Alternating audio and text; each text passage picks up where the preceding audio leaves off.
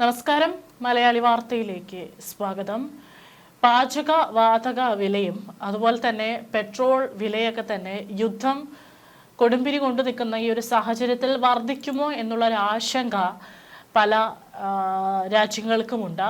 നമ്മുടെ ഇന്ത്യ അടക്കം അത്തരത്തിലൊരു സാഹചര്യത്തിൽ കടന്നു പോകുമ്പോഴാണ് റഷ്യ സഹായവുമായി എത്തുന്നത്.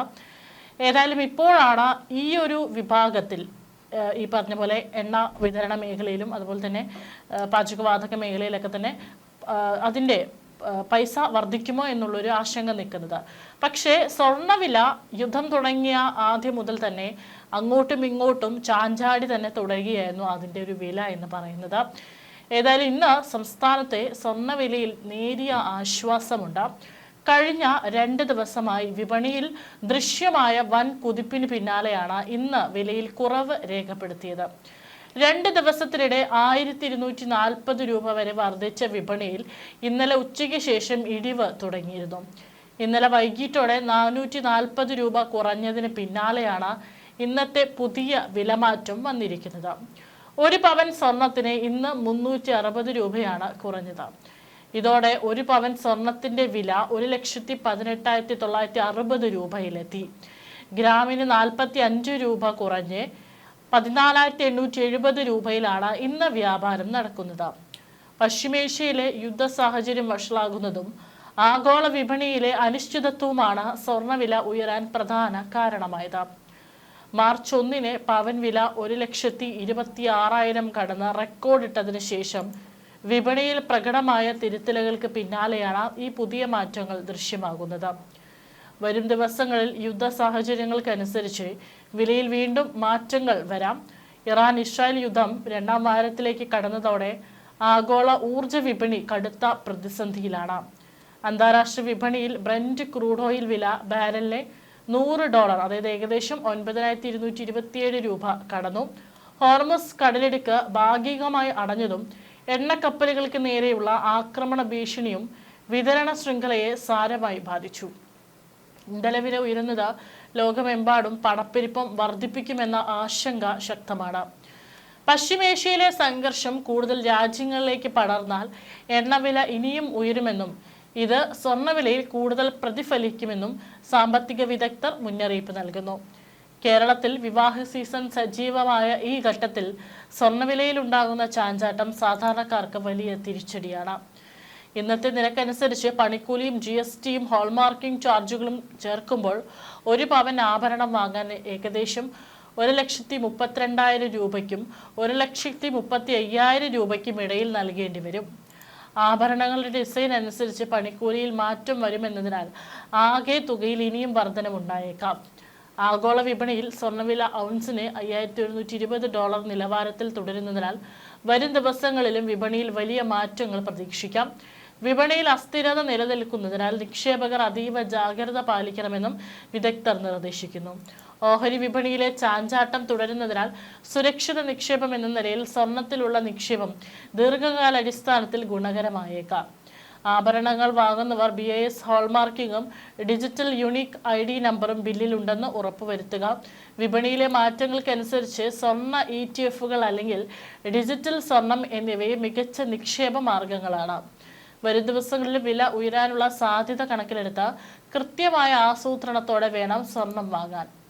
ഇറാൻ US ഇസ്രായേൽ യുദ്ധം ദിവസങ്ങളായി പരിഹാരമില്ലാതെ തുടരുകയാണ്. യുദ്ധം പോലെയുള്ള സാഹചര്യങ്ങളിൽ സ്വർണ്ണവില ഉയരുന്നതാണ് പതിവ്. സുരക്ഷിത നിക്ഷേപം എന്ന നിലയിൽ ആളുകൾ സ്വർണത്തിൽ നിക്ഷേപിക്കുമ്പോഴാണ് വില കൂടുന്നത്. എന്നാൽ ക്രൂഡ് ഓയിൽ വില വർദ്ധിച്ചത് അമേരിക്കൻ ഡോളറിനെ ശക്തിപ്പെടുത്തിയിട്ടുണ്ട്. ഡോളറിന്റെ വിനിമയ നിരക്ക് 0.30% ഉയരത്തിലാണ്. ഇത് മറ്റ് കറൻസികളിൽ സ്വർണം വാങ്ങുന്നത് എളുപ്പമല്ലാതാക്കും. കൂടാതെ ക്രൂഡ് വില വർദ്ധിക്കുന്നത് പണപ്പെരുപ്പം കൂട്ടുമെന്ന ആശങ്കയും ശക്തമായി. ഫെബ്രുവരിയിൽ US ഉപഭോക്തൃ പണപ്പെരുപ്പം കൂടിയെന്നാണ് കണക്ക്. പണപ്പെരുപ്പം നിയന്ത്രിക്കാൻ US ഫെഡ് റിസർവ് പലിശ നിരക്ക് കുറയ്ക്കാൻ സാധ്യതയില്ല. ഇത് സ്വർണത്തിലെ ഡിമാൻഡ് കുറയ്ക്കും. സ്വർണ്ണവില ഇടിയാനുള്ള മറ്റൊരു കാരണം ഇതാണ്. ഇറാൻ യുദ്ധം കൂടുതൽ കാലം തുടരുകയും ക്രൂഡ് ഓയിൽ വില ഉയരുകയും ചെയ്താൽ സ്വർണ്ണവിലയിൽ ഇനിയും മാറ്റത്തിനുള്ള സാഹചര്യമുണ്ട്. എന്നാൽ വലിയ ഇടിവ് പ്രതീക്ഷിക്കേണ്ടതില്ലെന്നും വിദഗ്ധർ പറയുന്നു. ചെറിയ രീതിയിലുള്ള തിരുത്തലുകൾക്കായിരിക്കും സാധ്യത. അതേസമയം കനം കുറഞ്ഞ ആഭരണങ്ങൾ നിർമ്മിക്കാൻ ഉപയോഗിക്കുന്ന 18 കാരറ്റ് സ്വർണം ഇന്നും 2 വിലയിലാണ്. ഗ്രാമിന് 14,870 രൂപയിലാണ് all Kerala gold and silver merchants association സ്വർണം വിൽക്കുന്നത്. സ്വർണ്ണ വ്യാപാരികളുടെ മറ്റൊരു സംഘടനയായ Kerala gold and silver merchants association ഗ്രാമിന് 12,255 രൂപയാണ് നിശ്ചയിച്ചിരിക്കുന്ന വില. വെള്ളി വില ഗ്രാമിന് 280 രൂപയാണ്. ഇന്നത്തെ വിലയിൽ ഒരു പവൻ സ്വർണ്ണാഭരണം വാങ്ങാൻ 10% പണിക്കൂലിയും നികുതിയും സഹിതം 1,34,800 രൂപയെങ്കിലും നൽകേണ്ടി വരും. കേരളത്തിൽ 18 കാരറ്റ് സ്വർണം ഗ്രാമിന് 12,215 രൂപയും പവന് 97,720 രൂപയുമാണ് ഇന്ന് നൽകേണ്ടത്. 14 കാരറ്റ് സ്വർണം ഗ്രാമിന് 9,515 രൂപയും പവന് 76,120 രൂപയും നൽകണം.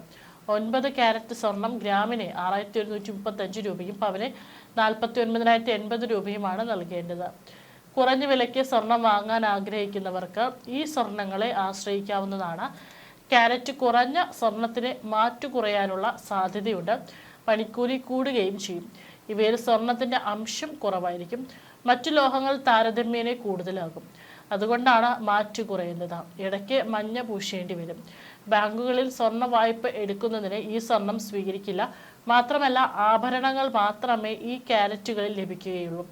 പശ്ചിമേഷ്യയിലെ സംഘർഷ സാഹചര്യത്തിലും എന്തുകൊണ്ട് സ്വർണ്ണവില കുറയുന്നു എന്ന ചോദ്യം സ്വാഭാവികമാണ്. സാധാരണ സംഘർഷ സാഹചര്യത്തിൽ സ്വർണത്തിലേക്ക് കൂടുതൽ പേർ എത്തുകയും വില കൂടുകയുമാണ് ചെയ്യുക. ഇവിടെ വിപരീതമാണ് സംഭവിക്കുന്നത്. ഇതിന് കാരണം പണപ്പെരുപ്പം ഉയരാനുള്ള സാധ്യതയാണ്. പണപ്പെരുപ്പം ഉയരുമെന്ന് നിക്ഷേപകർ കരുതുന്നു. ഇത് നേരിടാൻ ബാങ്കുകൾ പലിശ നിരക്ക് കൂട്ടിയേക്കും. ഇത് ബാങ്ക് ബോർഡ് നിക്ഷേപങ്ങൾക്ക് വരുമാനം വർദ്ധിപ്പിക്കും.